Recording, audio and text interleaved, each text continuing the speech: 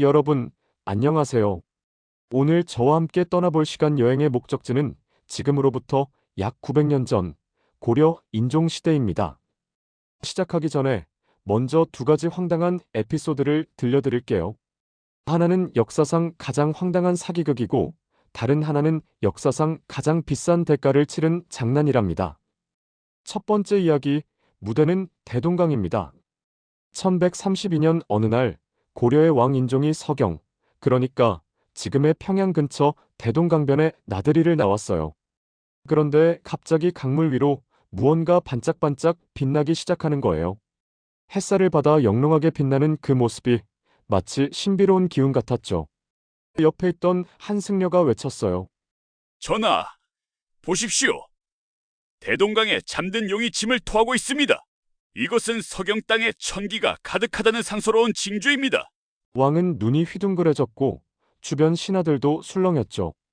그런데요, 반대파에서 의심을 품었어요. 강물을 떠서 맡아보니 기름 냄새가 났던 거예요. 잠수부를 시켜 강바닥을 뒤지니 웬걸 기름을 먹인 떡이 잔뜩 가라앉아 있었던 겁니다. 기름떡에서 스며나온 기름이 물 위로 떠올라 햇빛에 반짝였던 거죠. 요즘 말로 하면 완전 조작방송 수준의 사기극이었던 거예요. 이 황당한 사기극의 주인공이 바로 오늘 이야기할 첫 번째 인물, 승려 묘청입니다. 자, 두 번째 이야기로 넘어갈게요. 시간은 조금 뒤로 가서 고려 궁중의 연말 행사 자리입니다. 섣달 금음날 역기를 쫓는 축제가 벌어졌어요.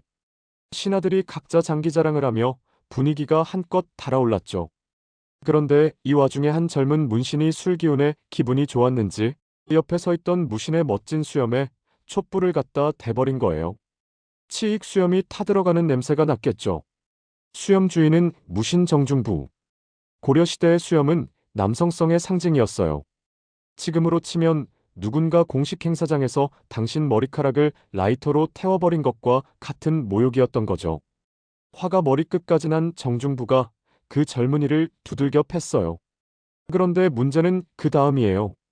두들겨 맞은 청년의 아버지가 왕에게 달려가서 울부짖었거든요. 정중부를 똑같이 고문해 주십시오. 그 아버지는 당대 최고의 권력자였고 왕도 그의 청을 거절하기 어려웠어요. 그 청년의 이름은 김돈중, 그리고 그의 아버지가 바로 오늘 이야기의 두 번째 주인공, 김부식입니다. 여러분, 여기서 반전이 있어요. 이 수염 화형 사건으로 원한을 품은 정중부는 약 19년을 기다렸다가 무신정변을 일으켜 김돈중을 잔인하게 처형하고 이미 세상을 떠난 김부식의 무덤까지 파헤쳐 부관참시를 해버립니다. 아들의 철없는 장난이 아버지의 무덤까지 파헤치는 참극으로 이어진 거예요. 역사에서 나비 효과라는 게 이렇게 무서운 거랍니다. 자, 이제 본격적으로 이 두 사람의 이야기로 들어가 볼까요? 승려 묘청과 유학자 김부식. 이 둘은 고려 역사상 가장 극적으로 대립한 두 인물이에요. 신채호 선생은 이들의 대결을 조선 역사 천년래 제일 대사건이라고까지 불렀죠. 도대체 이 두 사람 사이에 무슨 일이 있었던 걸까요? 묘청이라는 인물, 참 미스터리예요. 출생 연도도, 본명도, 심지어 외모조차 기록에 남아있지 않거든요. 고려 사저료에는 딱 한 줄, 묘청은 서경승이다라고만 적혀 있어요. 서경에서 활동하는 승려라는 것 외에는 아무것도 알려진 게 없는 거죠. 하지만 그의 등장은 화려했어요. 도참, 풍수, 예언 같은 것들을 능수능란하게 다루면서 사람들을 현혹했거든요. 요즘 말로 하면 카리스마 넘치는 영적 지도자 타입이었던 거예요. 천문관원 백수환이 묘청을 스승이라 불렀다는 기록이 있으니 그가 얼마나 신비로운 분위기를 풍기는 인물이었는지 짐작이 가시죠? 반면 김부식은 정반대예요. 이분은 철저한 유학자였어요. 경주 김씨 가문 출신으로 형제 다섯이 모두 과거에 급제해서 가문을 일으켜 세운 집안의 막내 쪽이었죠. 당시로서는 입시 전설급 집안이었던 거예요. 요즘으로 치면 한 집안에서 형제 다섯이 전부 사법고시나 외무고시에 합격한 것과 비슷한 거죠. 그래서 다섯 형제의 어머니는 고려, 조정으로부터 특별 포상까지 받았다고 해요. 김부식의 외모에 대한 기록도 있어요. 송나라 사신 서경이 쓴 고려도경에 따르면 얼굴은 시커멓고 키가 크고 뚱뚱하며 눈이 튀어나왔다고 해요. 미남은 아니었던 것 같죠? 하지만 서경은 그에 대해 고금의 일에 대하여 모르는 것이 없는 대학사라고 극찬했어요. 외모는 좀 그랬지만 머리만큼은 당대 최고였던 거예요. 재미있는 건 김부식 형제의 이름 돌림자예요.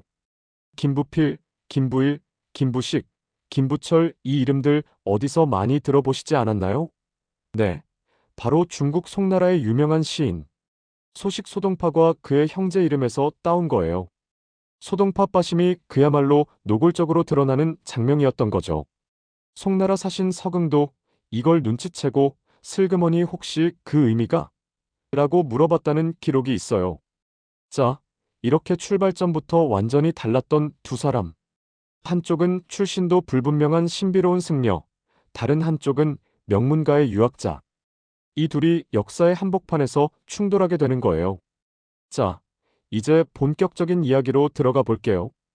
당시 고려의 국제 정세는 어땠을까요? 북방에서는 금나라가 무섭게 성장하고 있었어요. 요 나라를 멸망시키고 그 기세를 몰아 송나라까지 강남으로 쫓아버린 거예요. 북송이 멸망하고 남송 시대가 열린 거죠. 김부식이 송나라의 사신으로 갔다가 목격한 정강의 변이 바로 이 사건이에요. 송나라 황제 2명이 금나라의 포로로 끌려가는 걸 간접적으로 목격했으니 그 충격이 얼마나 컸겠어요. 이런 상황에서 묘청이 등장해요. 그의 주장은 이랬어요. 개경은 이미 지덕이 쇠했습니다. 수도를 서경으로 옮기면 고려가 다시 강성해질 것입니다. 그렇게 되면 금나라에도 맞설 수 있습니다. 여러분, 여기서 중요한 맥락을 짚어야 해요. 서경은 지금의 평양이에요. 고구려의 옛 수도였죠. 묘청의 주장은 단순한 수도 이전이 아니라 고구려의 영광을 되찾자는 의미가 담겨 있었던 거예요. 반면 개경 지금의 개성은 신라 계승 의식이 강한 곳이었어요. 김부식은 바로 이 개경파의 대표였고 그의 가문도 경주 김씨, 신라 왕족의 후예를 자처하는 집안이었죠. 그러니까 표면적으로는 수도 이전 논쟁이었지만 실제로는 고구려 계승 세력대, 신라 계승 세력의 권력 다툼이었던 거예요. 요즘 말로 하면 영남대, 호남 같은 지역 갈등에 역사적 정통성 논쟁까지 얽힌 복잡한 문제였던 거죠. 그리고 여기에 왕, 인종의 속셈도 있었어요. 인종은 사실 서경 천도에 관심이 많았거든요. 왜냐고요? 수도를 옮기면 기존 수도에 뿌리를 내린 문벌 귀족들의 세력이 약해지고 그만큼 왕권이 강화되니까요. 역사상 수많은 왕들이 이 방법을 썼잖아요. 그래서 인종은 서경파의 주장에 은근히 솔깃했고 묘청은 이 틈을 파고든 거예요. 묘청은 인종을 설득하기 위해 온갖 방법을 동원했어요. 그리고 그 방법들이 하나같이 황당하기 짝이 없었죠. 1129년 서경의 대화궁이 완공되자 인종이 직접 보러 갔어요. 묘청도 함께였고 반대파인 김부식도 왔죠. 그때 묘청이 갑자기 산을 가리키며 외쳤어요. 전하, 저기를 보십시오. 남극성이 떴습니다. 이곳은 상서로운 징조입니다. 모두가 고개를 들어보니 정말 별이 아주 낮게 떠 있는 것처럼 보였어요. 그런데요, 그건 별이 아니라 높이 매달아 놓은 등불이었던 거예요. 여러분, 과학적으로 따져볼게요. 남극성, 그러니까 카노푸스라는 별은 서울에서조차 지평선 넘어 간신히 보이는 수준이에요. 제대로 보려면 적어도 37도선, 수원이나 원주 이남으로 내려가야 해요. 평양은 서울보다 훨씬 북쪽이에요. 평양에서 남극성을 본다? 불가능한 일이었던 거죠. 조선시대 토정 이지함도 남극성을 보려고 한라산을 3번이나 올랐다고 해요. 그런데 묘청은 평양 근처 산에서 남극성을 보여줬다? 완전한 사기였던 거예요. 아까 프롤로그에서 말씀드린 기름떡 사건이에요. 묘청은 미리 기름을 먹인 떡을 대동강에 가라앉혀 놓고 기름이 떠오르면서 반짝이는 걸 용이 침을 토한 것이라고 속였어요. 상상해보세요. 왕을 속이려고 강바닥에 기름떡을 던져 넣는 승려의 모습을요. 요즘 같으면 주작방송 수준의 조작이잖아요.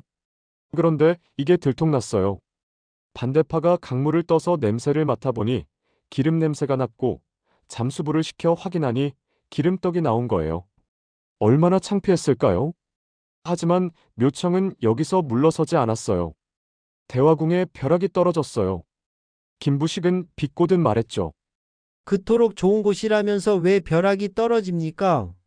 유학자로서 괴력난신을 말하지 않는다는 원칙을 가진 김부식이 이런 말을 했다는 건 묘청을 제대로 까려는 의도였던 거예요. 풍문에 따르면 묘청은 벼락이 아니라 하늘에서 음악을 연주하는 것이라고 둘러댔다고 해요. 서경 중흥사에 큰 화재가 났어요. 누군가가 묘청에게 따졌죠. 서경이 그렇게 좋은 곳이라면서 왜 이런 재난이 생겼어? 묘청은 얼굴을 붉히며 대답을 못하다가 한참 뒤에 주먹을 쥐고 이렇게 말했어요. 주상께서 개경에 계셨으면 재난이 더 컸을 것이오. 서경에 오셨기에 재앙이 밖에서 일어난 것이지. 그러자 묘청을 따르는 사람들이 이런데 어찌 믿지 않겠는가? 라고 호응했다고 해요. 요즘 말로 광신도 수준이었던 거죠. 인종이 서경으로 행차하다가 갑자기 폭풍우를 만났어요. 행렬이 길을 잃어 늪에 빠지기도 하고 나무나 돌부리에 부딪히기도 했죠. 밤에는 진눈깨비까지 내려서 말과 낙타가 많이 다쳤어요. 이걸 본 묘청이 뭐라고 했는지 아세요? 내가 비바람의 신에게 미리 주상께서 행차하시니 비바람을 일으키지 말라고 했는데 약속을 어기다니 실로 가증스럽다. 라면서 하늘을 향해 화를 냈대요. 여러분, 얼마나 황당해요? 자연현상을 예측 못한 건 자기 잘못인데 오히려 신이 약속을 어겼다고 화를 내다니요. 이런 일들이 반복되면서 인종은 서서히 묘청에게 회의감을 느끼기 시작해요. 처음에는 솔깃했지만 이렇게 계속 들통나는 사기극을 보면서 이 사람 믿어도 되나? 하는 의심이 커진 거죠. 자, 여기서 잠깐 김부식 이야기로 넘어갈게요. 김부식은 당대 최고의 권력자였어요. 묘청의 난을 진압한 후에는 고려 최고의 관직인 문화시중까지 올랐죠. 요즘으로 치면 국무총리쯤 되는 자리예요. 그런데 이 막강한 권력자에게 치명적인 약점이 있었어요. 바로 아들 김돈중이었죠. 프롤로그에서 말씀드린 수염 화형 사건 기억하시죠? 이게 단순한 해프닝이 아니었어요. 당시 고려는 철저한 문신 우위 사회였거든요. 무신들은 같은 품계여도 문신보다 대우가 낮았어요. 그래서 문신 집안 아들인 김돈중이 무신 정중부를 우습게 본 거예요. 하지만 정중부는 보통 무신이 아니었어요. 외모도 훤칠하고 수염도 멋있어서 왕과 대신들의 주목을 받는 인물이었거든요. 그런 사람의 수염을 태워버렸으니 이건 단순한 장난이 아니라 극도의 모욕이었던 거예요. 더 큰 문제는 김부식의 대응이었어요. 아들이 잘못했으면 면박을 줘야 하는데 오히려 아들이 맞은 것만 문제 삼아서 정중부를 벌하라고 왕에게 우긴 거예요. 인종은 김부식의 청을 거절하기 어려웠고 결국 정중부를 처벌하라는 명령이 내려졌어요. 다행히 인종이 정중부를 아끼는 사람이라 몰래 도망가게 해줬지만 정중부의 마음속에는 씻을 수 없는 원한이 남았죠. 그리고 이 원한은 19년 뒤 무신정변으로 폭발해요. 정중부가 이끄는 무신들이 반란을 일으켜 문신들을 대량 학살했고 김돈중과 그의 동생 김돈씨는 무참하게 처형당했어요. 더 끔찍한 건 그 다음이에요. 이미 세상을 떠난 김부식의 무덤까지 파헤쳐서 부관참시를 했거든요. 시신 토막이 거리에 내걸렸다고 해요. 여러분, 역사에서 인과응보라는 말이 있잖아요. 김부식이 생전의 권력을 휘두르며 저지른 일들, 특히 아들의 잘못을 감싸고 무신을 모욕한 일이 결국 가문 전체의 몰락으로 이어진 거예요. 물론 김돈중의 손자 김군수가 나중에 재기에 성공해서 고위직에 오르긴 했지만 그건 한참 뒤의 이야기예요. 자, 다시 묘청 이야기로 돌아올게요. 인종이 서경 천도의 회의감을 느끼면서 상황이 묘청에게 불리해졌어요. 거듭된 사기극이 들통났고 개경파의 반대도 거세졌죠. 결국 인종은 천도를 거부해요. 여기서 묘청이 폭주해버립니다. 1135년 묘청은 조광, 유참 등과 함께 서경에서 반란을 일으켜요. 나라 이름을 대위국이라 하고 연호를 천계라 정했어요. 황제를 칭하고 독자적인 연호를 쓴다는 건 고려가 아닌 새로운 나라를 세우겠다는 선언이었던 거예요. 이게 역사에서 말하는 묘청의 난이에요. 그런데 여기서 흥미로운 점이 있어요. 묘청의 난이 일어났을 때 같은 서경파였던 정지상, 백수원, 김한 같은 인물들은 어디 있었을까요? 개경에 그대로 남아 있었어요. 심지어 누구보다도 묘청의 목을 쳐야 한다고 앞장서서 주장했다고 해요. 왜 그랬을까요? 현대 역사학자들은 이렇게 분석해요. 서경파는 사실 하나의 단일 세력이 아니었다는 거예요. 서경 세력, 친왕 세력, 신흥, 관료 등이 개경의 기득권층인 문벌귀족을 몰아내자는 한 가지 목표로만 뭉친 잡탕이었던 거죠. 묘청은 그 중에서도 과격파였어요. 다른 서경파 인물들은 천도와 왕권 강화까지는 찬성했지만 반란까지는 생각하지 않았던 거예요. 그래서 묘청이 폭주하자 우리는 저 미친 승려와 관계없다며 관계 끊기에 급급했던 거죠. 요즘 말로 하면 같은 정당 내에서도 온건파와 강경파가 갈라지는 것과 비슷해요. 강경파가 극단적인 행동을 하면 온건파는 우리는 아니에요라며 선을 긋잖아요. 그런 상황이었던 거예요. 묘청이 반란을 일으키자 토벌군 총대장으로 임명된 사람이 바로 김부식이에요. 이때 김부식의 나이가 60대였어요. 조정에서 관직이 오를 만큼 오른 원로 정치인이었죠. 보통 이 나이면 후배들에게 일을 맡기고 은퇴할 때인데 김부식은 직접 출정했어요. 왜 그랬을까요? 개경파의 대표로서 서경파를 완전히 제압하려는 의지가 있었던 거예요. 이건 단순한 반란 진압이 아니라 개경파 대 서경파의 최종 결전이었던 거죠. 김부식이 먼저 한 일이 뭔지 아세요? 개경에 남아있던 서경파 인물들, 즉 정지상, 백수환, 김한의 목을 베는 거였어요. 왕에게 보고도 하지 않고 먼저 베고 나중에 아뢰는 선차무게 방식이었죠. 여러분, 앞서 말씀드렸듯이 정지상은 묘청과 같은 서경파였지만 반란에는 가담하지 않았어요. 개경에 태평하게 남아있었다는 것 자체가 반란과 직접적 연관이 없다는 증거죠. 그런데도 김부식은 같은 패거리라며 죽여버린 거예요. 고려사와 고려사저료에는 당시 사람들이 이렇게 수군댔다고 적혀 있어요. 김부식이 평소 정지상의 재주가 자기보다 뛰어난 것을 시기하다가 이번 일을 기회로 쳐낸 것이다. 실제로 김부식과 정지상은 라이벌 관계였거든요. 정지상은 시에 뛰어난 천재 시인이었고 김부식은 당송 고문체에 능한 문장가였어요. 장르는 달랐지만 문단의 투톱이었던 거죠.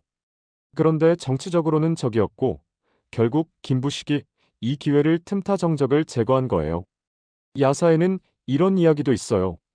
김부식이 정지상을 죽인 뒤 어느 날 절의 뒷간에서 큰일을 보고 있었는데 원한을 품은 정지상이 귀신이 되어 나타났대요. 그리고 김부식의 민감한 부위를 움켜쥐고 위협하다가 결국 죽였다는 이야기예요. 물론 야사니까 사실 여부는 알 수 없지만 당시 사람들이 김부식의 행동을 얼마나 비판적으로 봤는지 알 수 있는 대목이죠. 하지만 반란 진압 자체만 놓고 보면 김부식은 뛰어난 전략가였어요. 김부식은 군을 셋으로 나눴어요. 좌군은 황주와 자비령에서 서경을 견제하고 우군은 동계로 들어가는 통로를 차단하고 중군이 뒤에서 조율하는 방식이었죠. 이 전략으로 서경군의 세력 확대를 완전히 차단했어요. 이 기동만으로도 개천과 성주에서 서경군 2,000명이 친왕파의 역봉기로 괴멸됐어요. 서경군이 세력을 넓히려던 시도가 완전히 막힌 거죠. 묘청은 결국 서경 하나에 고립됐어요. 그리고 반란이 시작된 지 얼마 안 되어 묘청의 목이 배달됩니다. 여기까지는 관군의 사실상 무혈 승리였어요. 그런데 전쟁은 1년 2개월이나 계속됐거든요. 왜 그랬을까요? 첫째, 정부 사절인 김부식의 동생 김부철이 서경을 너무 거칠게 다뤘어요. 그래서 서경 사람들의 반감이 커진 거죠. 둘째, 김부식이 의도적으로 장기전으로 끌고 갔어요. 그의 생각은 이랬어요. 서경의 기능 자체는 유지해야 한다. 무리하게 공격해서 도시를 파괴하지 말고 포위만 하면서 자연스럽게 항복을 받아내자. 조정에서는 왜 빨리 안 끝내냐며 김부식을 탄핵하려는 시도도 있었어요. 그러자 김부식은 이렇게 말했죠. 전쟁이란 본래 빠른 승리를 기약하지 않는 것도 있다. 결국 1년 2개월 뒤 서경이 함락됐고 묘청의 난은 완전히 진압됐어요. 여기서 재미있는 건 묘청이 죽은 뒤에도 반란이 한참 계속됐다는 거예요. 만약 반란이 묘청 개인을 중심으로 한 것이었다면 묘청이 죽자마자 끝났어야 하잖아요. 그런데 해를 넘겨 지속됐다는 건 이 반란의 본질이 묘청의 난이라기보다 서경 세력의 난이었다는 걸 보여주는 거예요. 묘청은 어쩌면 얼굴마담에 불과했을 수도 있어요. 묘청의 난을 진압한 뒤 김부식은 권력의 정점에 올랐어요. 문화시중이 되어 고려 정치를 좌지우지했죠. 그러다 말년이 되자 형제들도 하나둘 세상을 떠나고 지지자들도 사라졌어요. 그가 좌천시켰던 윤원이도 사면령을 받아복귀했고요. 김부식은 여러 차례 은퇴를 청원했어요. 이때 인종이 그에게 특별한 임무를 맡겨요. 없어진 역사를 복원하라. 이렇게 해서 탄생한 책이 바로 삼국사기예요. 한국 역사상 현존하는 가장 오래된 역사서죠. 김부식은 총제작자 겸 감독 역할을 맡았어요. 11명의 학자가 함께 작업했지만 편찬의 기준과 사로는 모두 김부식이 결정했죠. 그런데 여러분, 삼국사기 때문에 김부식이 사대주의자라는 오명을 쓰게 돼요. 신채호 선생이 김부식이 국사를 사대주의적으로 기록했다고 비판한 게 유명해졌거든요. 정말 그럴까요?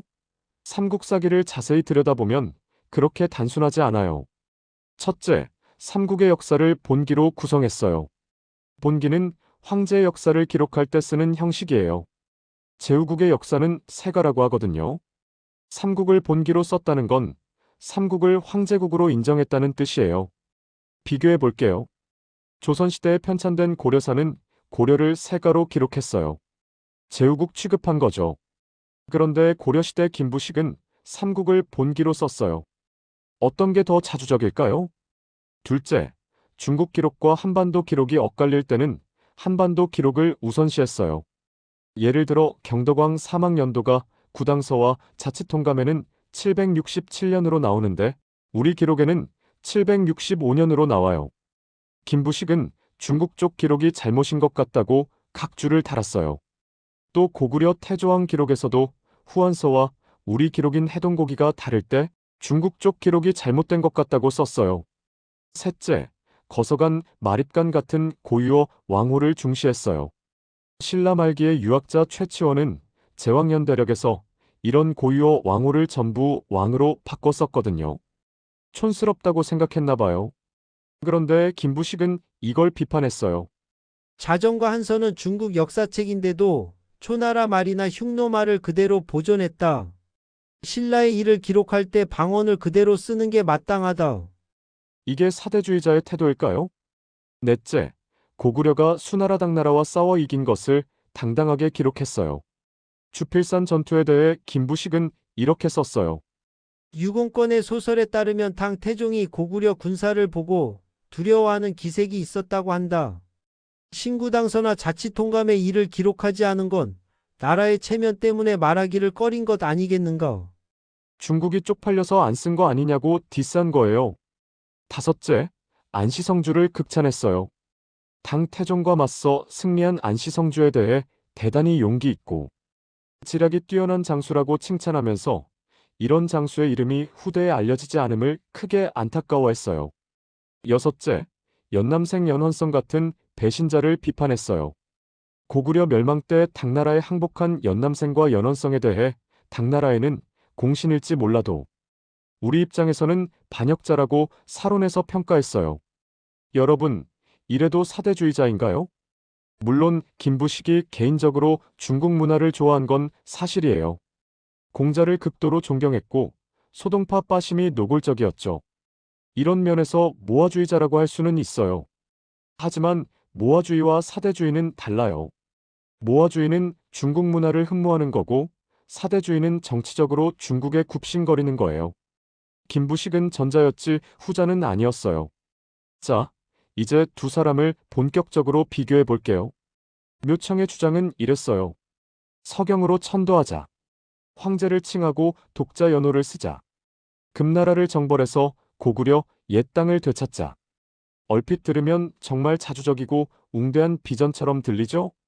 신채호 선생이 이 주장을 높이 평가한 것도 이해가 가요. 하지만 현실은요?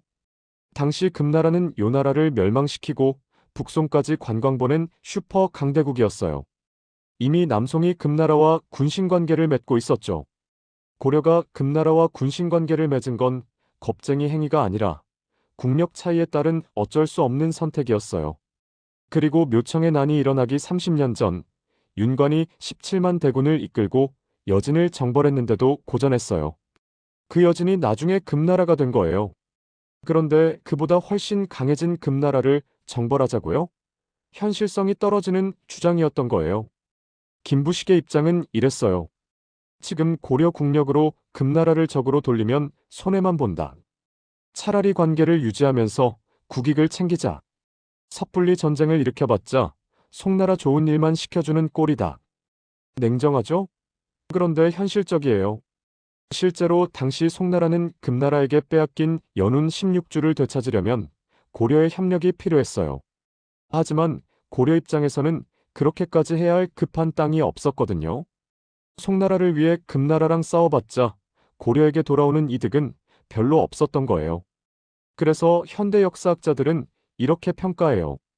묘청 이상주의자 김부식 정치현실주의자. 둘 다 나름의 자주를 추구했어요. 묘청은 당당하게 황제를 칭하고 옛 땅을 되찾자는 적극적. 자주 김부식은 현실적 국력 내에서 최대한 이득을 챙기자는 소극적 자주였던 거죠. 어느 쪽이 맞았을까요? 정답은 없어요. 상황에 따라 다르니까요.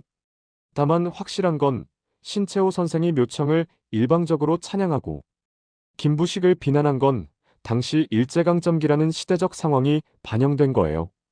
독립운동가로서 자주와 북벌의 가치를 강조하고 싶었던 거죠. 하지만 신채호 선생도 묘청 개인에 대해서는 광망하다, 즉 미치고 망령되었다고 혹평했어요. 섣불리 난을 일으켜서 정지상, 윤원이 같은 자주적 인물들이 다 제거당하게 만들었다고 비판한 거죠. 여기서 잠깐 정지상 이야기를 해볼게요. 묘청과 김부식 사이에 끼어 비극적인 최후를 맞은 인물이거든요. 정지상은 고려 최고의 시인이었어요.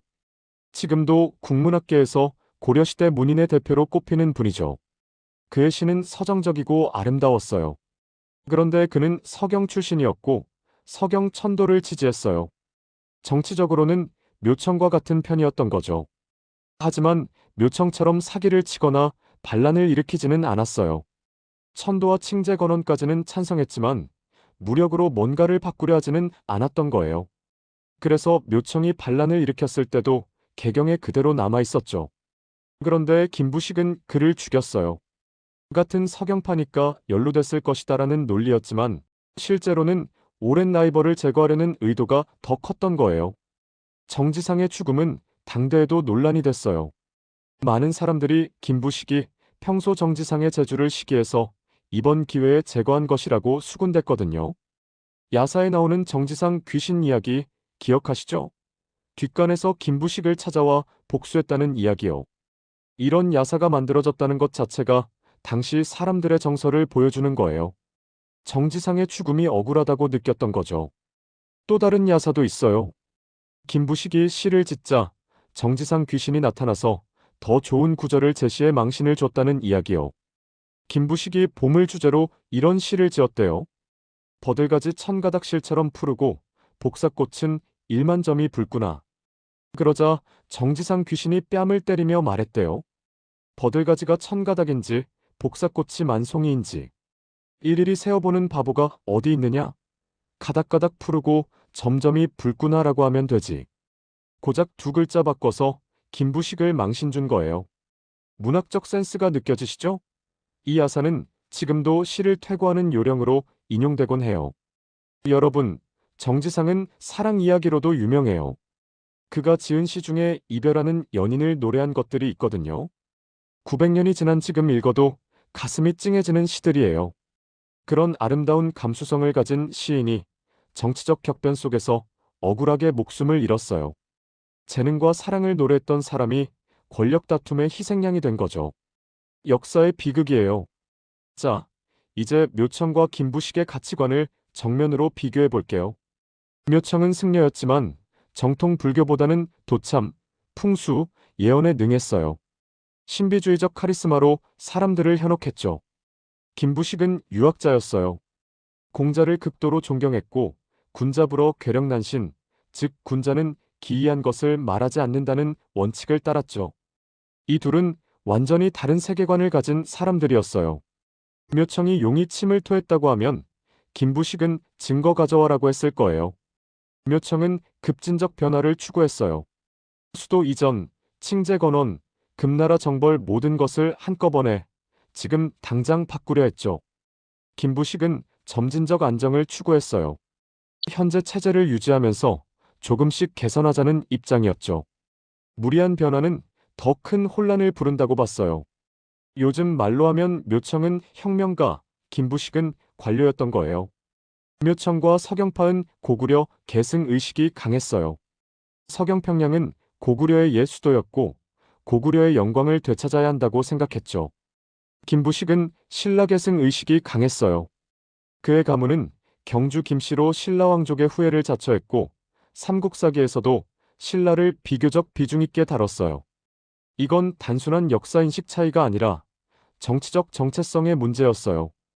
우리가 어디에서 왔는가를 다르게 보면 우리가 어디로 가야 하는가도 달라지거든요. 묘청은 목적을 위해 사기도 불사했어요. 남극성 조작, 기름떡 사건, 거짓 예언들 목적이 정당하면 수단은 상관없다고 생각했던 것 같아요. 김부식도 깨끗하지는 않았어요.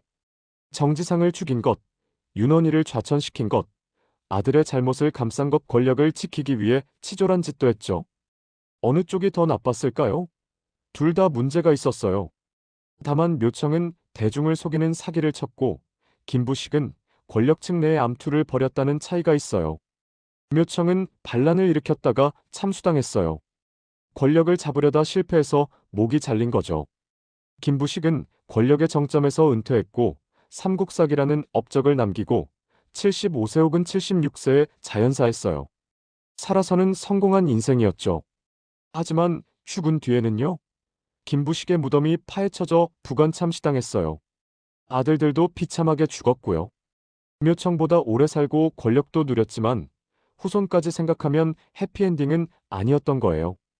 여러분, 역사에서 승자와 패자를 가르는 건 생각보다 복잡해요. 단기적으로는 김부식이 이겼어요. 묘청의 난을 진압했고 서경파를 완전히 제압했고 문화시중까지 올랐고 삼국사기를 편찬해 역사에 이름을 남겼어요. 하지만 장기적으로는요. 아들의 철없는 행동 때문에 가문이 몰락했고 무덤까지 파헤쳐져 부관참시당했고 후대의 사대주의자라는 오명을 썼어요. 묘청은 처참하게 패배했어요. 사기극이 들통났고 반란이 실패했고 목이 잘렸어요. 하지만 후대의 평가는요. 신채호에 의해 자주 정신의 상징으로 재조명됐고 북한에서는 영웅으로 추앙받고 있어요. 일부 위인전에서는 자주민족의 자주심을 키우기 위한 움직임으로 미화되기도 해요. 물론 이런 재평가도 논란이 있어요. 사기꾼을 자주정신의 상징으로 삼아도 되는 건지 의문을 제기하는 사람들도 많거든요.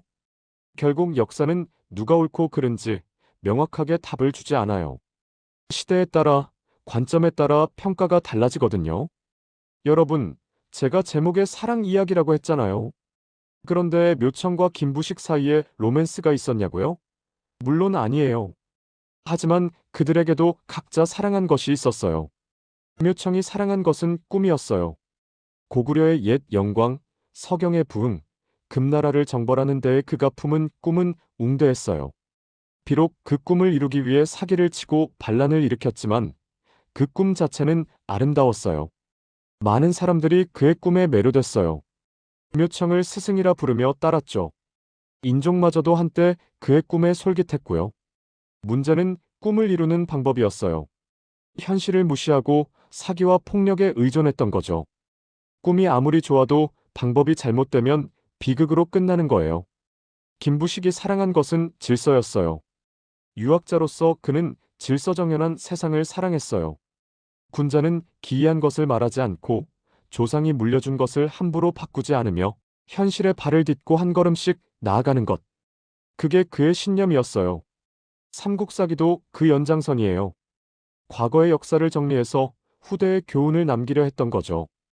허황된 전설은 빼고 믿을 만한 사실만 기록하려 했어요. 문제는 질서를 지키기 위해 사람을 희생시켰다는 거예요. 정지상, 윤원이 같은 인재들을 제거했고 아들의 잘못은 감쌌어요. 질서를 사랑한다면서 정작 불의에는 눈을 감았던 거죠. 정지상이 사랑한 것은 아름다움이었어요. 시인으로서 그는 아름다운 것들을 사랑했어요. 자연, 계절, 이별하는 연인, 그리움의 감정 그가 노래한 것들은 정치와 무관한 순수한 아름다움이었어요. 하지만 그는 정치의 소용돌이에 휘말렸어요. 서경 출신이라는 이유로, 천도를 지지했다는 이유로 결국 목숨을 잃었죠. 아름다움을 사랑한 시인이 추악한 권력 다툼의 희생양이 된 거예요. 여러분, 이 900년 전 이야기가 오늘날 우리에게 주는 교훈은 뭘까요? 첫째, 이상만으로는 부족해요. 묘청의 꿈은 아름다웠지만 현실을 무시했어요. 금나라의 국력, 고려의 상황, 실현 가능성 이런 것들을 외면하고 하면 된다는 식으로 밀어붙였죠. 결과는 처참한 실패였어요. 오늘날에도 마찬가지예요. 아무리 좋은 아이디어도 현실을 무시하면 실패해요. 꿈을 꾸되 발은 땅에 붙이고 있어야 해요. 둘째, 현실만으로도 부족해요. 김부식은 현실적이었지만 때로는 너무 현실적이었어요. 변화의 필요성을 외면하고 기존 질서를 지키는 데만 급급했죠. 그 결과 무신정변이라는 더 큰 변화가 찾아왔어요. 현실에 안주하다 보면 더 큰 변화에 적응하지 못해요. 때로는 불편하더라도 변화를 받아들여야 해요. 셋째, 방법이 중요해요. 묘청은 좋은 꿈을 위해 사기를 쳤고 김부식은 질서를 위해 사람을 희생시켰어요. 둘 다 목적이 수단을 정당화한다고 생각했던 거예요. 하지만 역사는 그들을 용서하지 않았어요. 묘청의 사기극은 들통났고 김부식의 집안은 몰락했죠. 과정이 잘못되면 결과도 무너져요. 넷째, 역사는 한쪽 편을 들어주지 않아요. 묘청이 옳았다? 김부식이 옳았다? 둘 다 아니에요. 둘 다 장점과 단점이 있었어요. 시대에 따라 평가가 달라졌고 앞으로도 달라질 거예요. 우리가 해야 할 일은 한쪽을 일방적으로 찬양하거나 비난하는 게 아니라 양쪽의 입장을 이해하고 그 속에서 교훈을 찾는 거예요. 상상해 볼게요. 만약 묘청과 김부식이 900년 뒤 현대에 다시 태어났다면요? 묘청은 아마 유튜버가 됐을 것 같아요. 자극적인 콘텐츠로 조회수를 끌어모으고 가끔 조작 논란에 휘말리면서도 팬덤을 유지하는 타입이요. 대한민국, 이대로 괜찮습니까? 수도를 세종시로 완전히 옮겨야 합니다. 이런 영상 만들어서 화제가 될 것 같지 않아요? 김부식은 아마 학자나 관료가 됐을 거예요. 정부 부처에서 차근차근 승진해서 장관까지 오르고 은퇴 후에는 두꺼운 책을 써서 지식인들 사이에서 읽히는 타입이요. 다만 그 사람 머리는 좋은데 인간미가 없어라는 평을 들을 것 같아요. 그리고 SNS에서 둘이 키배를 벌이겠죠. 묘청 당신 같은 사대주의자 때문에 이 나라가 안 발전하는 겁니다. 김부식 당신이야말로 현실을 모르는 몽상가 아닙니까? 구체적인 방안이 뭡니까? 묘청 일단 해보는 거죠. 하면 됩니다.